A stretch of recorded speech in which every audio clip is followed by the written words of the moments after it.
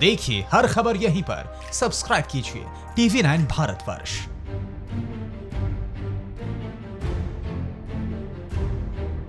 कोविड-19 ने विश्व की अर्थव्यवस्था को गड्ढे में ढकेल दिया है। विश्व बैंक ने 2 जून को जारी global economy prospectus analysis report में कहा कि अगर हालात नहीं सुधरे तो इस साल आर्थिक मंदी 2009 से कहीं बड़ी होगी।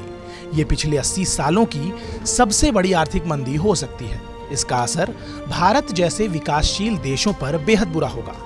विकासशील देशों की उदारवादी नीतियां और कर्ज के दबाव से इन देशों के हालात और बुरे होने के आसार हैं।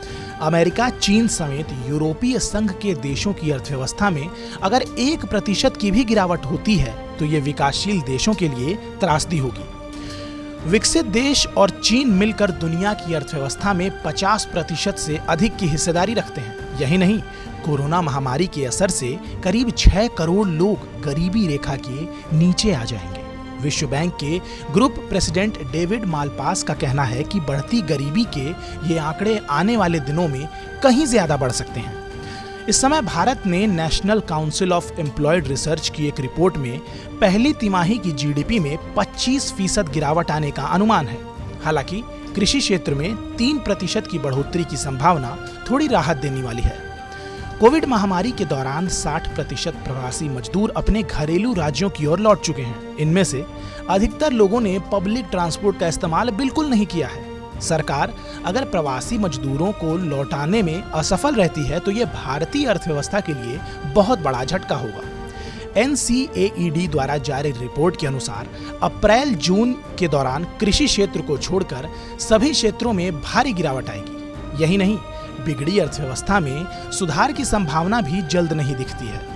रिपोर्ट के अनुसार ये स्थिति अगले वित्त वर्ष में भी बनी रहने की आशंका है। NCAED ने ये रिपोर्ट 8 जून 2020 के अंतर्राष्ट्रीय श्रम संगठन से जुड़े the Indian society of labour economics and the institute of human development द्वारा आयोजित वीडियो कॉन्फ्रेंस में जारी की।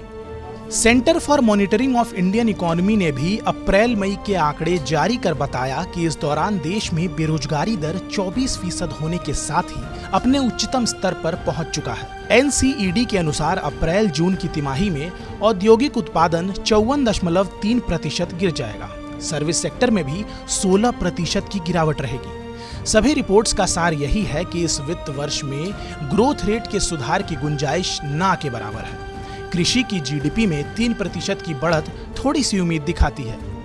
विशेषज्ञों की मानी जाए तो इन परिस्थितियों में ग्रोथ रेट 0 रहना ही सबसे बेहतर विकल्प है। प्रवासी मजदूरों का शहरों की ओर लौटना और मांग आपूर्ति में गैप करने से साल की आखिरी तिमाही में हालात कुछ बेहतर हो सकते हैं। इसके लिए सरकार को आम जनता के हाथों में तुरंत नकद पहुंचाने की जरूरत और श्रम सुधार की जरूरत है। खैर, इस वीडियो को लेकर आपकी क्या राय है, ये हमारे कमेंट सेक्शन में जरूर बताइएगा। बाकी देश और दुनिया की तमाम बड़ी खबरों के लिए सब्सक्राइब कीजिए TV9 भारतवर्ष। न्यूज़ टॉप 9 रोज सुबह 7 बजे और शाम 7 बजे सिर्फ TV9 भारतवर्ष पर।